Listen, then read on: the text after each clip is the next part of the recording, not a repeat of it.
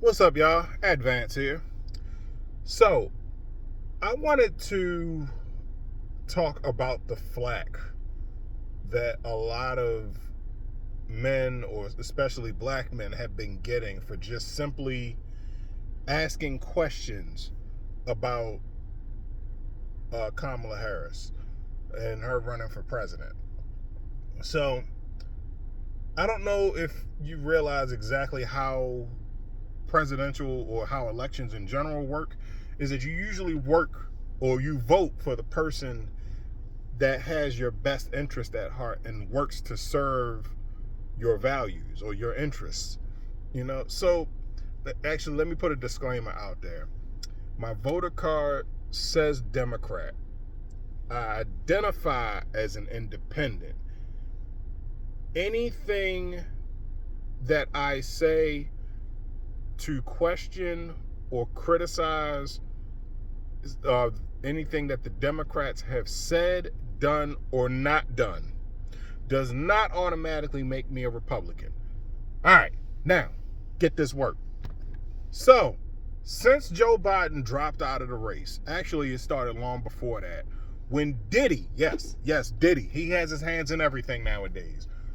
When Diddy pressed Joe Biden 3.5 years ago, no, it was 4 years ago, to choose a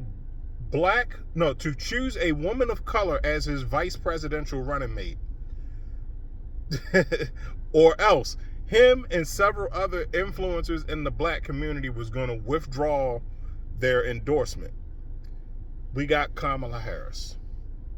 Now, up until that point, she was running on being the first Indian or Asian American president. From then on, when Joe Biden put her name up at the top of the list, she was a black woman. So, now, I'm fully aware of what her heritage is. Father was Caribbean. Whether or not he identified as Caucasian, I know what black features look like. And her mother is traditional red dot Indian. So, this year, in 2024, when Joe Biden drops out of the race, Kamala Harris was slid into that position. Now, we can debate on whether or not she could have survived the primary another day. Fact of the matter is, from day one, what they have been saying is that this is a black woman running for president.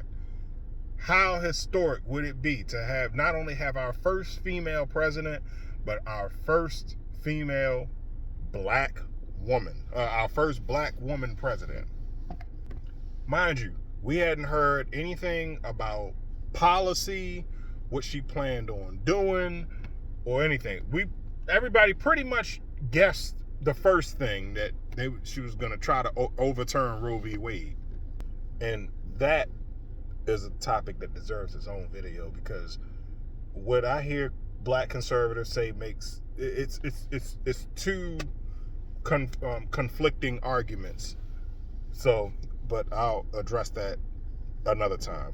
All right, so when Obama was in office, the main thing that Republicans always bring up is that Obama didn't do shit for black people.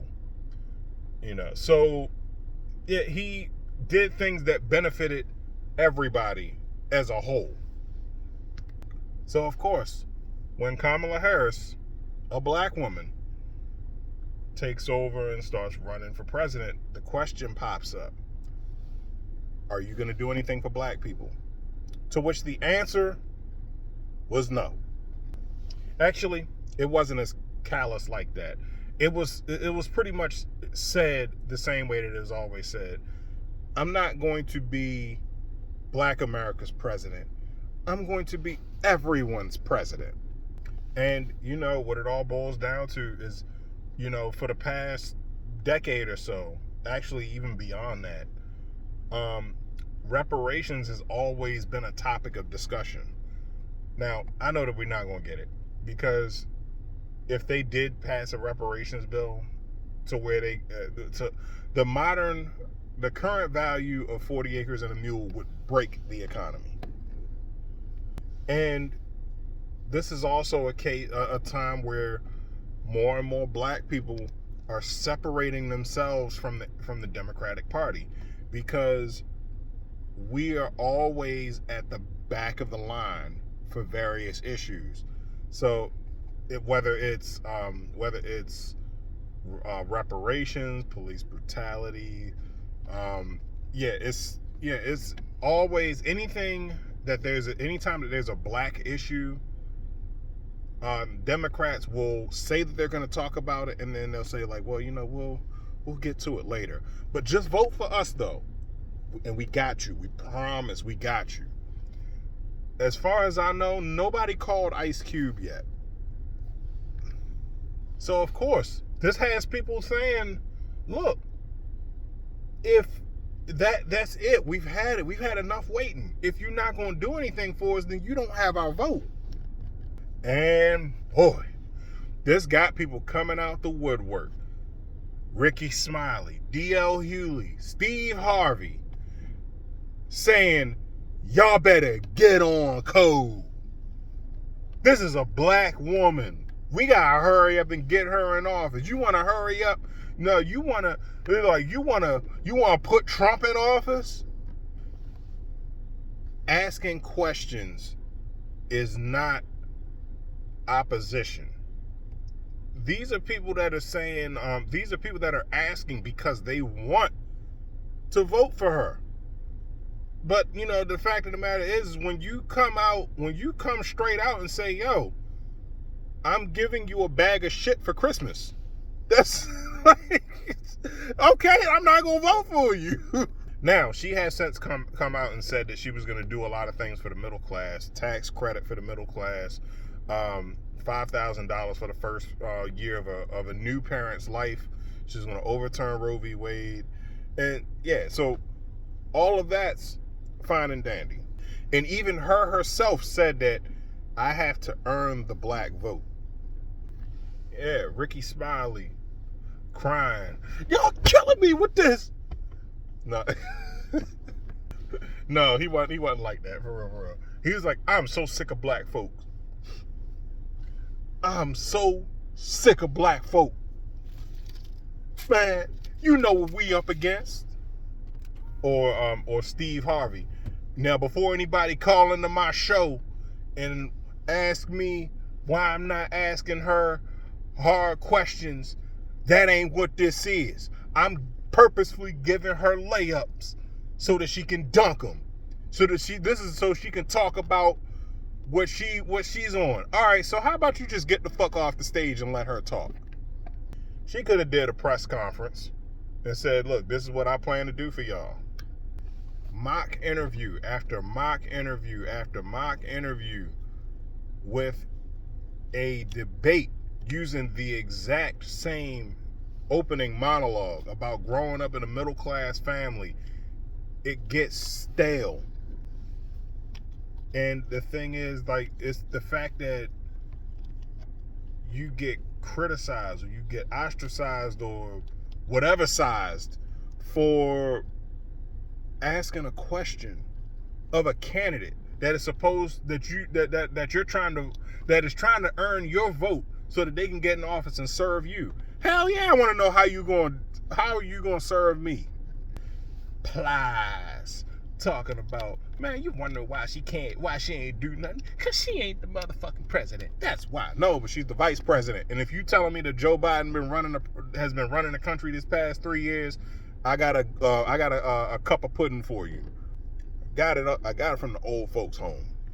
And this latest entry, Barack Obama, good old Barry Soetoro. He campaigned for Kamala in Pittsburgh, and he felt the need to let black people know how he felt about people being apprehensive towards voting for Kamala Harris. Asking a question of a female candidate on policy and what you plan on doing for her is not misogynistic. Now, what some dumbasses out here doing, some dumbasses actually did come out and say, I'm not voting for her because she's a woman. And I will not allow a woman to lead me. All right, so listen, so you might as well just check out of the United States then, because at some point or another, whether it was a mayor or a governor, actually even governor, because the states have all the power. A woman has led you at some point or another. Your mother, So I know what the stats say about single mother households. We're not talking about that right now. Quite frankly, I don't care who sits on the seat. Man, woman, alien. Like, are they a good leader? Are they gonna pull the country up out of this fucking rut that we're in? I just did a video on how they're trying to debate who had the better economy, Biden or Trump. Both of y'all fucked up. Like, how do we get from gas? Like, gas was $1.70 20 years ago. We went through 8 years of Bush, 8 years of Obama, and what was it? 4 years of Trump and 4 years of Biden. Now it's $3.40. Now, granted, it came down because under Bush it got up to $5 per gallon. So yeah. But in any case, that's neither here nor there. I didn't really care much for what Obama said, and a lot of other people didn't either, because the fact of the matter is that regardless of how likable and charismatic Obama is, he's a Democrat. He ran Democratic, so he's Team Democrat. So, and this is what I don't like about the party system, and when you don't have honest people or people that can actually